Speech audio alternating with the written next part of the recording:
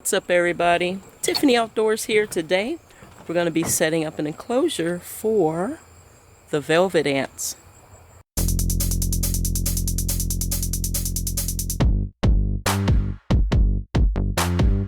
There's the hawk.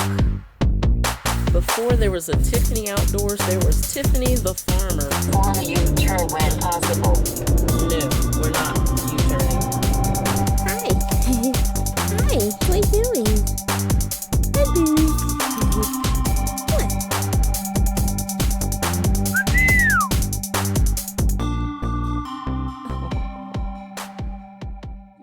So the enclosure that I'm going to use for the velvet ants is this one. This is the enclosure that the pink toe was in that I moved out of, and I'm going to clean this up for the velvet ants. I already dumped all the substrate out. I'm just going to use plain water to wash this out really well and get the webbing. There's some webbing here. I want to get all that off and get it cleaned up really, really good.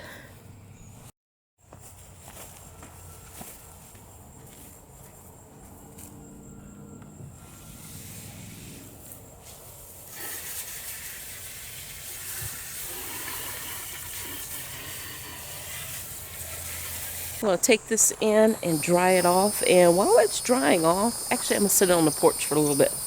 I'm going to see if I can find some more of these parasitic wasps. Got 4 so far. I got 3. I got 2 one day, 1 day, and then 1 yesterday.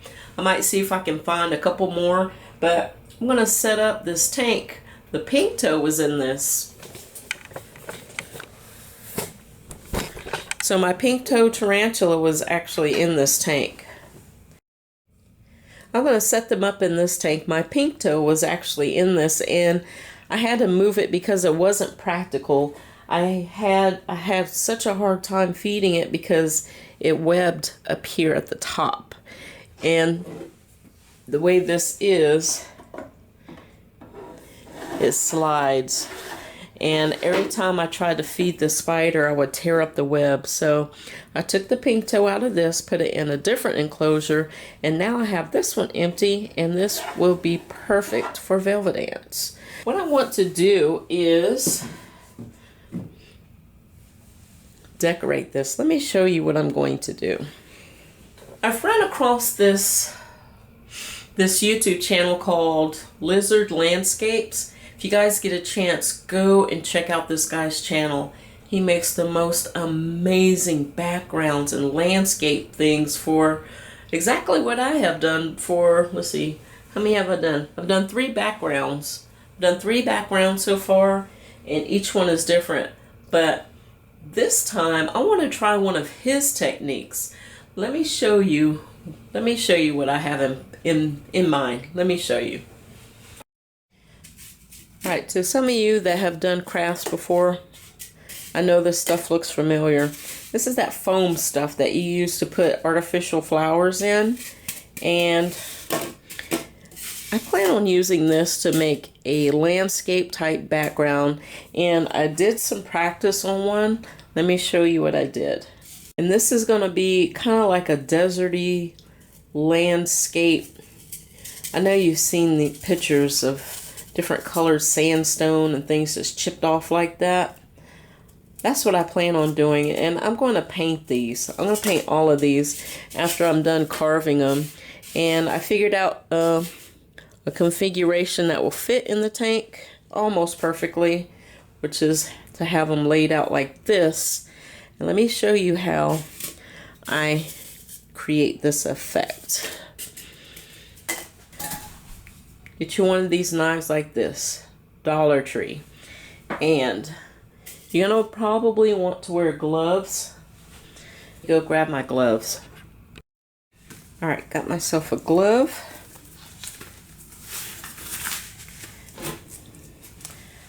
Basically what you want to do is start at the top, a small slice, very thin. See how thin that is? Very thin. You want to cut it irregularly.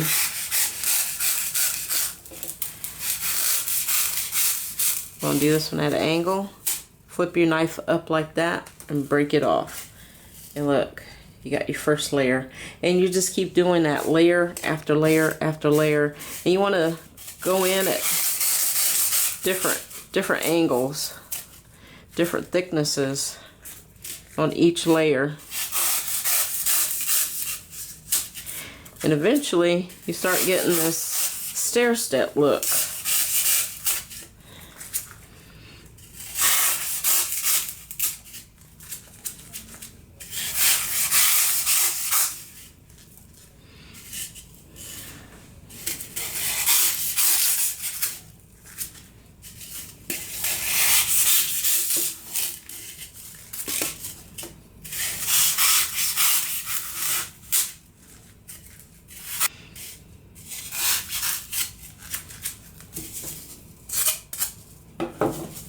And look at that. Looks good, huh? I like it. Alright, so I'm going to do the same for this one and this big piece here. And I'll come back to you. I have all these cut out. I love the way they came out. These things look like a rock face in Arizona. The Arizona desert. So next step is to start getting some paint on these. And I have various colors. I have white, red, some orange and white mixed, some yellow, a different kind of orange, and a different kind of orange from that. And I'm just going to start layering in all of those colors on here.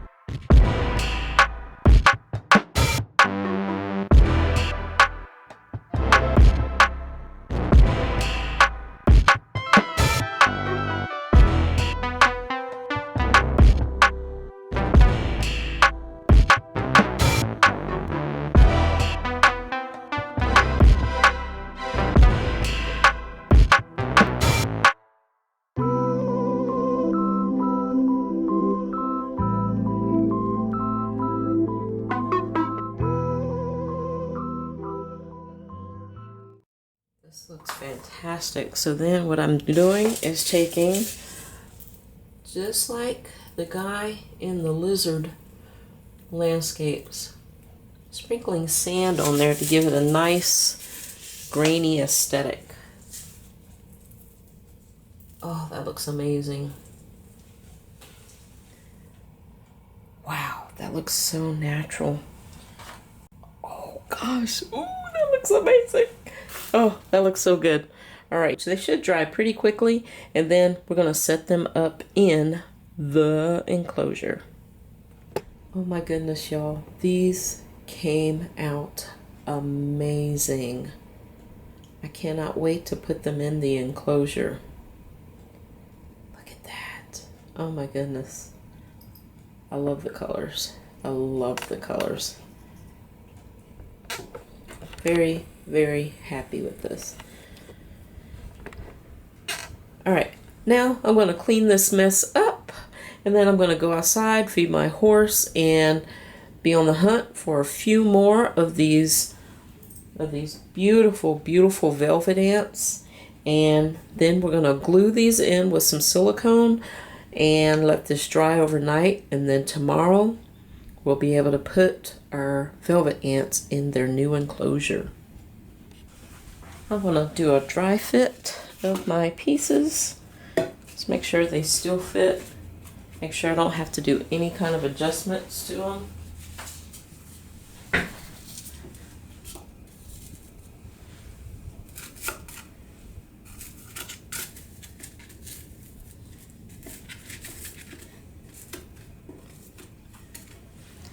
Oh, that looks nice. That looks really, really good. I love the way it looks. I think I'm just going to leave them like that. I was going to glue them in or silicone them in. I think they'll be fine just like that. So, yeah, I'm just going to leave them just like that. Now all I need to do is add some substrate. I'm going to use this jar to pour in some sand.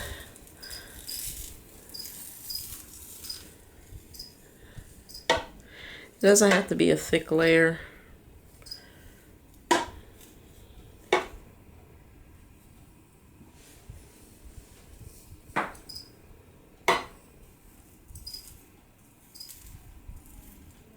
I kind of wish I had some red sand to mix in there. I think red sand would really set this off nicely. I'm just going to take my finger and fling some up in there. Fill in the little cracks there. That looks so good. I love the way that looks. Oh my goodness.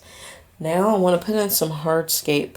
I am going to put this piece of cork bark in here. That'll give them a little place to hide underneath.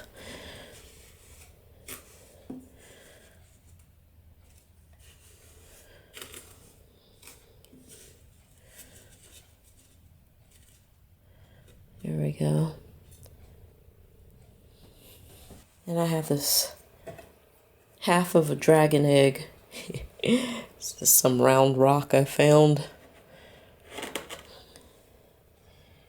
This flat piece. I'm going to put this flat piece in this corner so it triangulates and it keeps it from falling. There we go.